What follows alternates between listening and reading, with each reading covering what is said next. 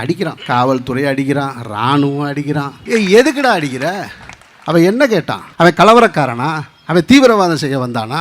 அவன் என்ன எதுக்கு வந்தான்? இவங்க தான் பாரத மாதாவை பற்றி நமக்கு பாடம் எடுத்துக்கிட்டே இருப்பாங்க. அடிக்கிறவரும் இந்து, அடி வாங்குறவனும் இந்து. இப்போ அவனுக்கு அது தெரியாது. இப்போ சொல்ல மாட்டான் நாமெல்லாம் ஒரே இந்துன்னு. இப்போ பேசவே மாட்டான். அடிக்கிறவனும் இந்து, அடி வாங்கணும் இந்து இவர் போய் பார்த்தாரா?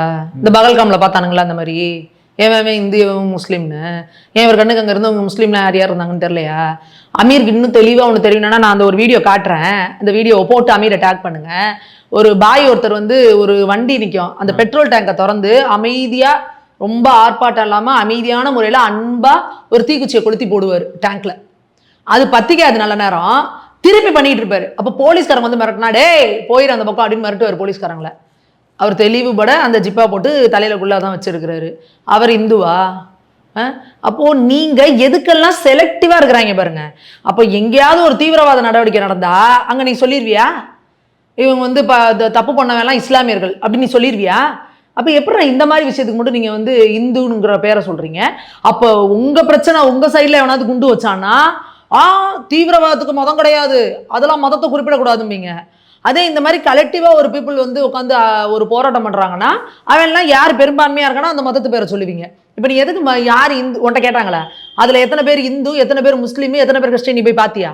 அதில் எத்தனை பேர் குல்லாவோட வந்திருந்தாங்க? பெண்களில் எத்தனை பேர் அந்த ஃபுர்காவோட வந்திருந்தாங்க? நீ பார்த்தியா? நீங்கள் நம்ம வீடியோவில் பார்க்குறோம்ல, எத்தனை பெண்கள் வந்து அந்த இதை போட்டுட்டு அந்த இஜாபாத்துக்கு பேர் அந்த இதில் தலையை கட்டிட்டு அதோட தானே வந்திருக்காங்க. எத்தனை ஆண்கள் குல்லாவோட இருந்தாங்க? அதெல்லாம் அமீர் கண்ணுக்கு தெரியலையா? அமீரை பொறுத்த வரைக்கும் என்ன பேசணும்னே தெரியாத அளவுக்கு அவங்களுக்குலாம் அப்படியே காது கண்ணு மூக்கெல்லாம் அடைச்சு கிடக்குது. என்னன்னா திமுக தோத்துருச்சு, ஐயோ திமுக தோத்துருச்சு. போன 5 வருஷம் இவங்களெல்லாம் எங்கேயாவது பார்த்தீங்களா?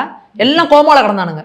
இப்போ எல்லாம் கண்ணு முடிச்சு எந்திரிச்சு வந்து குய்யோ முறையோன்னு வாயில வைத்தியில் அடிச்சுக்கிறாங்க. அடுத்து இந்த ரஞ்சித் தலித் அமைச்சர்களை போட்டுட்டாங்களாம்.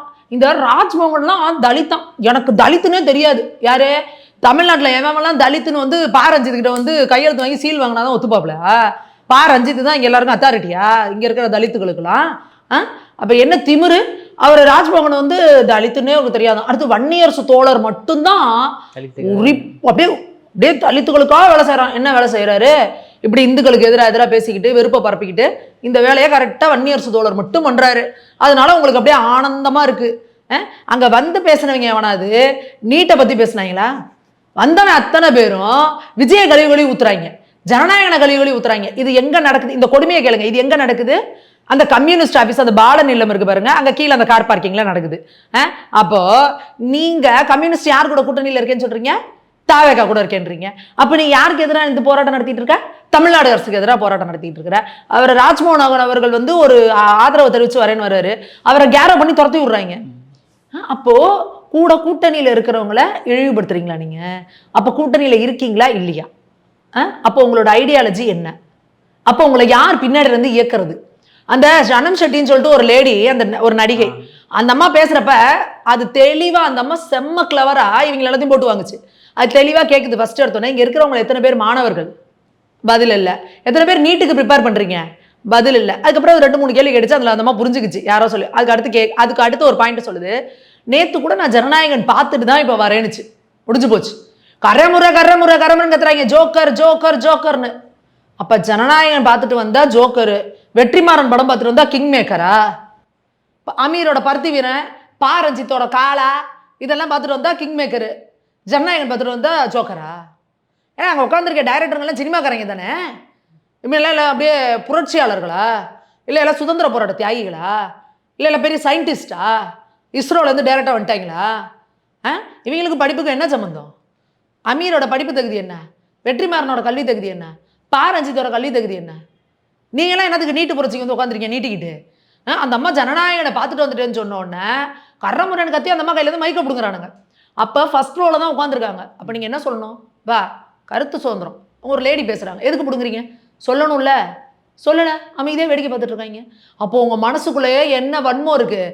உங்களுக்கு என்ன தேவைன்னா, நீங்கள் எல்லாம் திமுக தூண்டி விட்டு இங்கே வந்திருக்கீங்க. வந்து இந்த நீட்டு சாக்க வச்சு இங்கே ஒரு பெரிய ஒரு போராட்டத்தை மாதிரி, அதாவது ஜல்லிக்கட்டு மாதிரி இங்கே ஒரு புரட்சியை உண்டு பண்ணி, ஒரு பிரச்சனையை உண்டு பண்ணி ஆட்சியை கவுத்து விட்டுறணும். அதுக்கான வேலைகளை நீங்கள் பார்க்குறீங்க. அப்போது விஜய் அவர்கள் தெளிவாக இருக்கணும். உங்கள் கூடவே வச்சுருக்கிறாங்க, கூடவே சுத்திரிய செவ்வாழை அப்படிங்கிற மாதிரி உங்கள் கூடவே 7:30 அனுப்பி விட்ருக்காங்க. இந்த விசிகாவை, இந்த கம்யூனிஸ்ட் இவங்களெல்லாம். அப்போ நீங்கள் அடுத்து இப்போ ஐயுஎம்எல் இவங்க எல்லாருமே இப்போ யார் பெரிய லெவலில் பிரச்சனை பண்ணிட்டு இருக்காங்க பாருங்க, அந்த எஸ்எஃப்ஐ இவங்க எல்லாமே தான், அந்த எஸ்டிபிஐ இவங்க எல்லாம் தான் பிரச்சனையை பண்ணிட்டு இருக்கிறாங்க, ஸ்டூடெண்ட்ஸ் இது எல்லாமே.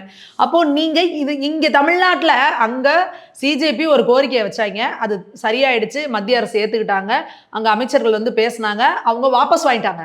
அவங்க வாபஸ் வாங்கினாலும் நான் இங்கே உட்காந்துருப்பேன், நான் இங்கே போராட்டம் பண்ணுவேன் அப்படின்னா இதனால யாருக்கு குடைச்சல் அதிகமாகும்? தமிழ்நாடு அரசுக்கு தானே பிரச்சனையாகும், இதனால விஜய் அவர்களுக்கு தானே பிரச்சனையாகும். ஏற்கனவே இங்கே வந்து கடன் ரொம்ப அதிகமாக இருக்குது, தொழில் முதலீட்டாளர்கள் வரமாட்டேங்கிறாங்க தமிழ்நாட்டுக்கு. ஏன்னா போன 5 ஆண்டு திமுக ஆண்ட கேவலமான ஆட்சியால் தொழில் முதலீட்டாளர்களே வரல, முதலீடுகளே உள்ளே வரல, அதனால் தமிழ்நாட்டோட இன்கமே குறைஞ்சு போச்சு அப்படின்றத பார்த்தோம். நீங்கள் திரும்ப இதே மாதிரி போராட்டம் உட்காந்துருந்தீங்கன்னா எப்படி வந்து முதலீட்டாளர்கள் நம்பி இங்கே வந்து பிஸ்னஸ் ஆரம்பிக்க வருவாங்க? இதில் இன்னும் எவ்வளோ பிரச்சனை இருக்குது. அப்போ அடுத்து விஜய் அவர்களோட ஆட்சிக்கு மேலே ஒரு நம்பிக்கை இல்லாத ஒன்று வருமா இல்லையா? இவரை நம்பி ஓட்டு போட்டால் எங்கே பார்த்தாலும் ஆளாளுக்கு அவன் புரட்சி பண்ணிட்டு இருக்கான், போராட்டம் பண்ணிட்டு இருக்கான், இவரால் ஒன்றும் கண்ட்ரோல் பண்ண முடியல. இதெல்லாம் உருவாக்குறது யாரு? விஜய் கூட கூட்டணியிலேயே உட்காந்துக்கிட்டு, அவரோட அமைச்சரவையிலே உட்காந்துக்கிட்டு எல்லா பதவியும் அனுபவிச்சுட்டு இருக்கவங்க. அப்போ விஜய் அவர்கள் முடிச்சுக்கிட்டு இந்த கூட்டத்தில் அடித்து துரத்தி விடணும். அப்போ தான் வந்து தெளிவாக வந்து என்ன பண்ண முடியுமோ அவரால் பண்ண முடியும். இல்லைன்னா கூடவே இருந்து இவங்க குடைச்சலை கொடுத்துக்கிட்டே தான் இருப்பாங்க. ஓகே மேம், திடீர்னு இத்தனை நாள் வந்து தனுஷ் அவர்கள் வந்து இந்த அளவுக்கு பேசி பார்த்துருக்க மாட்டோம். ஏன் திடீர்னு இந்த மாதிரி வந்து பேசுறது? ஏதாவது அரசியல் நோக்கத்தோடு வராரா? விஜய் எதிர்க்கிறதுக்கான ஏதாவது பின்னாடி இருந்து யாராவது உந்து சக்தி இருக்குதா என்ன மேம்? சரில்லப்பா, அதாவது விஜய் அவர்களோட வெற்றி அப்படிங்கிறது வந்து சினி ஃபீல்டில் இருக்க எல்லாருக்கும் ஒரு ஆசையை கொண்டு வந்துருச்சு. இந்த பக்கம் ராகவா லாரன்ஸ் கிளம்புறாரு, இந்த பக்கம் தனுஷ் வர்றாரு, எல்லாருக்கும் என்ன விஜயே வந்துட்டாரு, நம்மளும் வரலாம்ப்பா, பாப்பா நம்மளும் நாளை சிஎம்பா அப்படிங்கிற ஒரு இதை வந்திருக்கு. அதுதான் ஜனநாயகத்தோட ஒரு அழகும் கூட. ஒரு ஜனநாயக நாட்டில் யார் வேணால் கட்சி ஆரம்பிக்கலாம், யார் வேணால் மக்களை போய் சந்திக்கலாம். மக்கள் யாருக்கு நம்பிக்கை இருக்குது, இவங்க வந்தால் நம்ம நாடு நல்லா இருக்கும் அப்படின்னு நினைக்கிறாங்களோ அவங்களுக்கு ஓட்டு போட போகிறாங்க. இது அவங்களோட ஒரு இது. அதனால் அது அவர் என்ன பண்ண போகிறாரு அண்ணான்றதை நம்ம பொறுத்து இருந்து தான் பார்க்கணும். யார் அவரை பின்னாடிலேருந்து இயக்கிறா, இல்லை ஒருவேளை அவருக்குள்ளேயே அந்த மாதிரி ஒரு பிளான் இருந்ததா? அதனால் அவர் வந்து கட்சி, ஏன்னா அவங்களோட மாமனாருக்கே எப்போவுமே அவர் ரஜினிகாந்த் அவர்களே கட்சியை ஆரம்பிக்கணும் நம்ம 96லேருந்து சொல்லி இது பண்ணி அதுக்கப்புறம் இப்போவும் சொன்னார். அதுக்கப்புறம் அவரோட உடல்நிலை சரியில்லை, அதனால் அந்த பிளானை ட்ராப் பண்ணார். மேபி அதை இவர் கேரி ஃபார்வர்ட் பண்ணி இவர் அதை எடுத்து வந்து பண்ண போகிறாரான்றதை இனிமேல் பார்த்தா தான் தெரியும்.